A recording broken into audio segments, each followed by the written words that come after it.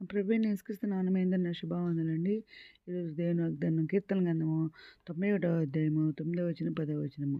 యెహోవా నీవే నా ఆశ్రయమని నీ మహోన్నతుడైన దేవుడు నీకు నివాస స్థలంగా చేసుకుని ఉన్నావు.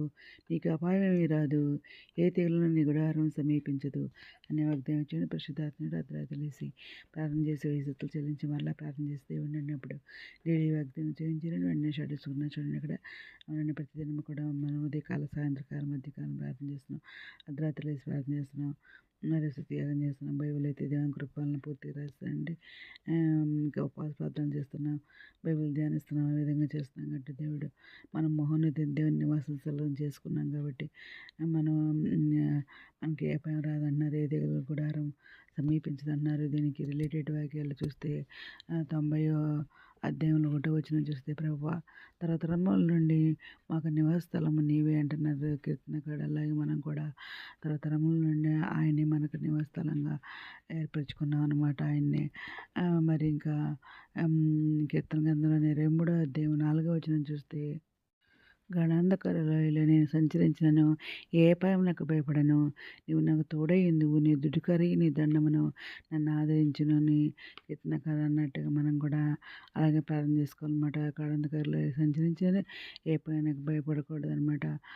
ఆయన మనకు తోడై ఉన్నారు, ఆయన దుడుకరి ఆయన దండం మనం ఆదరిస్తుందని చెప్పేసి దేవుడు ఇక్కడ మరి మనం ప్రార్థన చేసుకోవాలన్నమాట దేవునికి. ఇంకా దీనికి రిలేటెడ్ వాక్యాలు కీర్తన గ్రంథంలోని 41వ అధ్యాయంలో 2వ వచనం చూస్తే యెహోవా వానిని కాపాడి బ్రతికించును, భూమి మీద వాడు ధన్యుడగును, వాని శత్రువుల ఇచ్చుకు వాన్ని అప్పగింపు అని చెప్పేసి దేవునితో మరి కీర్తనకారుడు మాట్లాడుకుంటున్నారు.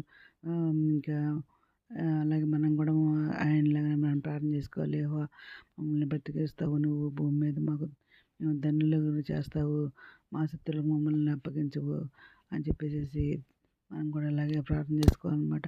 ఇంకా కీర్తన గ్రంథం 121వ అధ్యాయము 7వ వచనంలో చూస్తే ఏ అపాయమును రాకుండా యెహోవా నిన్ను కాపాడను, ఆయన నీ ప్రాణాన్ని కాపాడను అని చెప్పేసి ఇంకా మాట్లాడుతున్నారనమాట.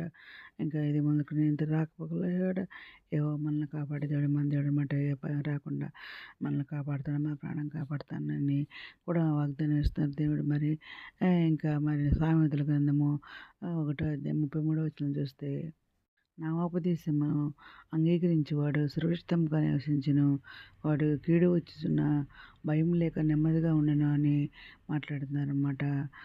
ఇంకా మరి దీనికి రిలేటెడ్ వాక్యాలు సామెతల గ్రంథంలోనే 12వ అధ్యాయము 21వ వచనంలో చూస్తే నీతిమంతునికి ఆపదయు సంభవింపదు అని చెప్పేసి కూడా దేవుడు మాట్లాడుతున్నారు. ఇంకా దీనికి రిలేటెడ్ వాక్యాలు 2వ తిమోతి రాసిన పత్రిక 4వ అధ్యాయం 18వ వచనం చూస్తే ప్రభువు ప్రతి దుష్కార్యం నుండి నిన్ను తప్పించి తన పరలోక రాజ్యమునకు చేరినట్లు నన్ను రక్షించును, యుగములో ఆయనకు మహిమ కలుగును గాక అని కూడా ఆమేనని చెప్పేసి రాసి ఉందనండి.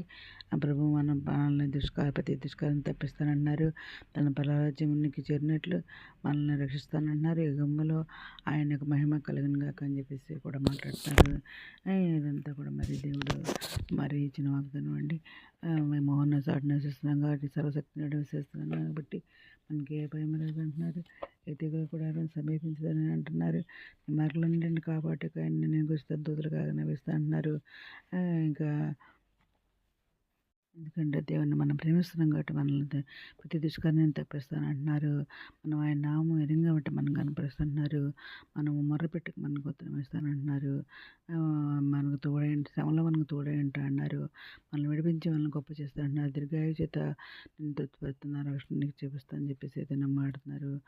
ఇది నా వాగ్దానం అందరి జీవితంలో నెరవేరని కోరుకుంటే ఈరోజు మనం ప్రార్థన చేసుకుందాం. మహోన్నతుడ సర్వశక్తిమంతుడ ఘనమైన వానికి వేలాది స్తుతిస్తోత్రం తండ్రి. దాని మీద ప్రపంచం పెట్టిన పేరు పెరిగి న్యాయం చేసుకోండి.